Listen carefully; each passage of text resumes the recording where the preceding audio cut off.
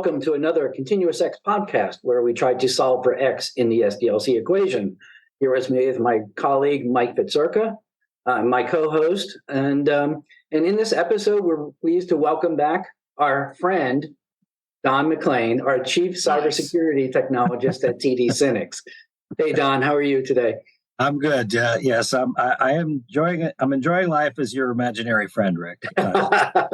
Only you can see me. Everyone else is just playing along, so you don't feel bad. So.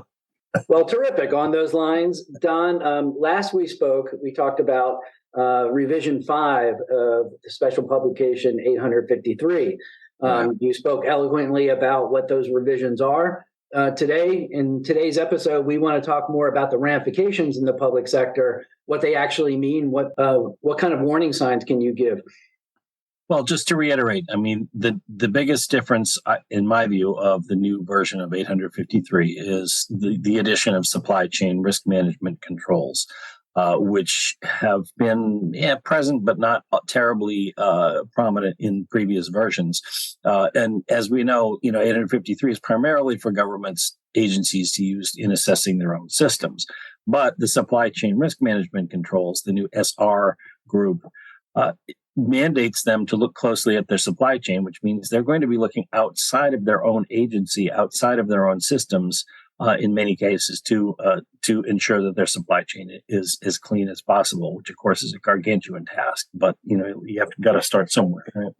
So some of the controls do require them to establish, an internal program, to designate a team or individuals that they're in charge of overseeing the supply chain. But some of these controls most definitely go outside the agency itself, or have implications with regard to business and how it's done. Some cases, this may present a business opportunity for some organizations. This may be a warning sign for others. For instance, one of the controls, it's this third one called SR-3, which is, supply chain controls and processes. And that has a provision that says that agencies should diversify the supply of systems, components, and services to reduce the probability that adversaries will successfully identify and target the supply chain. Now, there are differences of opinion on whether it's a good idea to diversify or not, but those were hashed out. Those differences of opinion were hashed out in the whole process of codifying these controls. So that's done. Long story short, if you're used to being a sole supplier or owning a market for a given agency, they'll be not mandated now to diversify their supply. They may have to look outside of your company for other sources of supply, even if it's the same component or the same piece of software. So that, I would say, would be a warning sign. That same control also contains a provision about avoiding the purchase of custom or non-standard configurations. Or non-standardized configurations. That could, influence how they do business with, companies that do exactly that customize systems for your use. They may be required to use,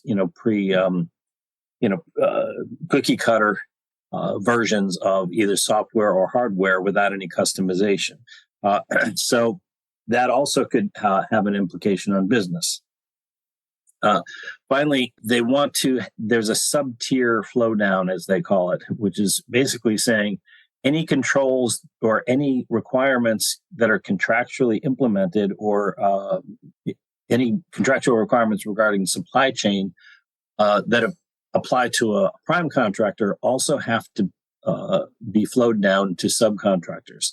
So, no hiding behind a prime contractor, whether that's a big prime, like, one of the major SIs in the area, or some cases that's reversed to get an 8A or someone to prime for you. But in any case, these controls are not limited to the first tier. That they're going to go down to the sub tiers below the prime contractor. So that's something to be aware of as well if you're a subcontractor.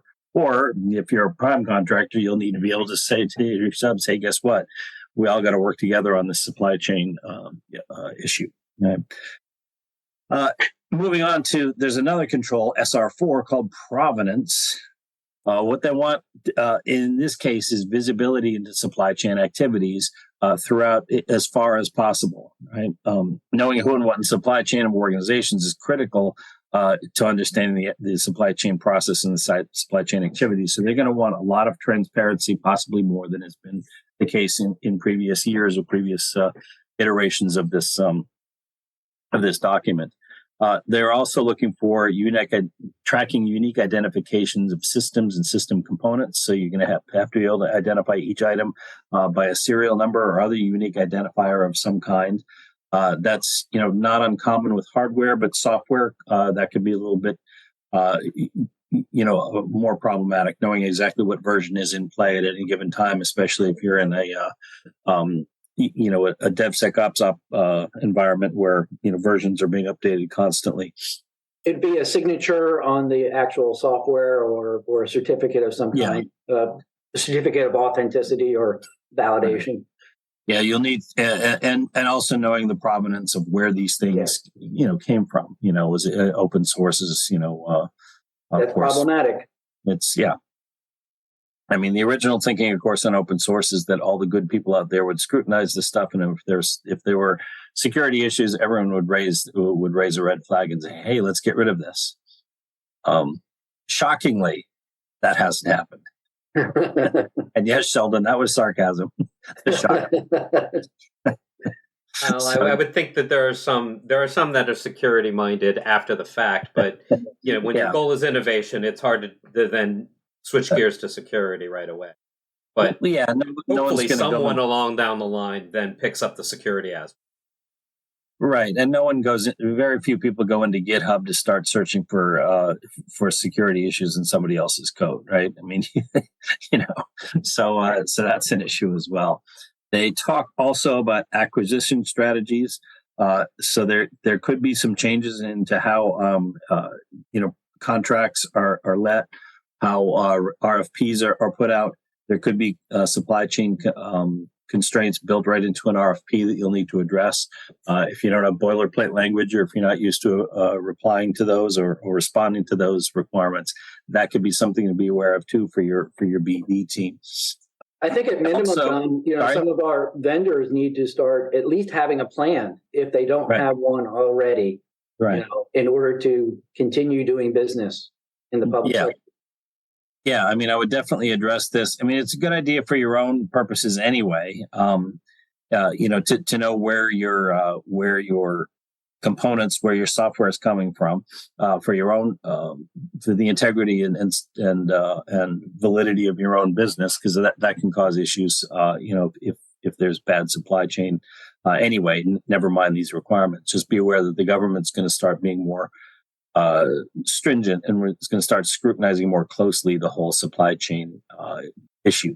This is actually in line with just a very much broader mandate in the government to ensure that both government and private industry work together to make sure that the nation is secure. And so that the government is looking more closely at private industry. Some do complain that the government doesn't abide by or doesn't meet its own standards, and I won't address that issue. But whether they do or not kind of doesn't matter. They're going to expect your business to do so. So, it may or may not be a case of do as I say, not as I do, but you still have to do as they say, whether they do or not. And quite honestly, my experience in that world is that some agencies are incredibly stringent and are incredibly scrupulous about maintaining security internally in an agency, and other agencies are not so strict. So I think it actually is sort of mirrors the private industry, where you have some companies that are very scrupulous about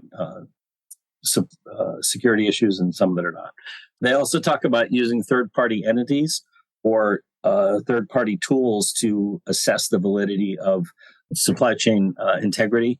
That particularly applies to malicious code or malicious processes that might be in software that is being supplied to the government, particularly if it's built on open source.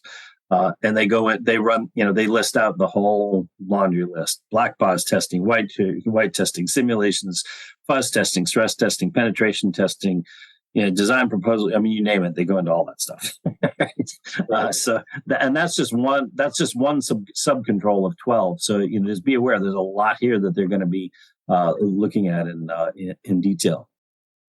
We're going to cut this episode into 2 parts, given that Donna is a font of knowledge. We're going to pick up next time where we tried to solve for X in the SDLC equation.